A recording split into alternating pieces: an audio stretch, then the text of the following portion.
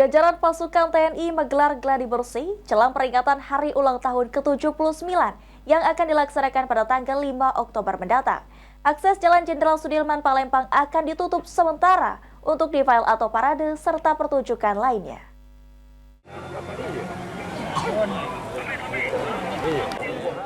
Bertempat di Kodam 2 Sriwijaya, jajaran pasukan TNI Angkatan Darat, Laut, dan Udara menggelar gladi bersih kedua dalam menyambut acara perayaan HUT TNI ke-79. Dalam rangkaian gladi tersebut terlihat ratusan pasukan TNI dari 5 satuan setingkat batalion di wilayah Sumatera Selatan melakukan defile di sepanjang Jalan Jenderal Sudirman. Masyarakat yang penasaran melihat defile yang diperlihatkan oleh para prajurit TNI tersebut.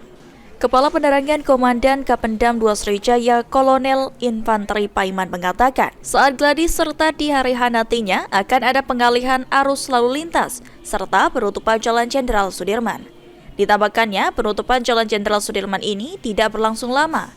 Diharapkan masyarakat Kota Palembang dapat hadir melihat defile serta pertunjukan alat alutsista TNI kepada masyarakat.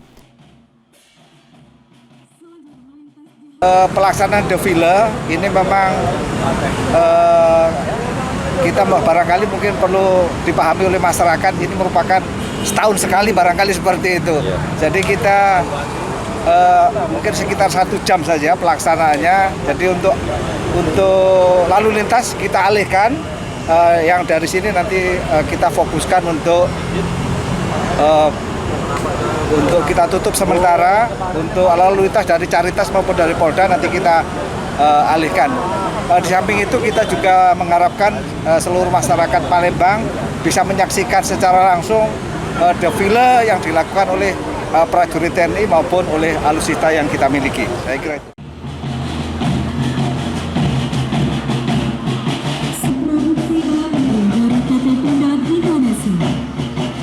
Lutfi Pal TV.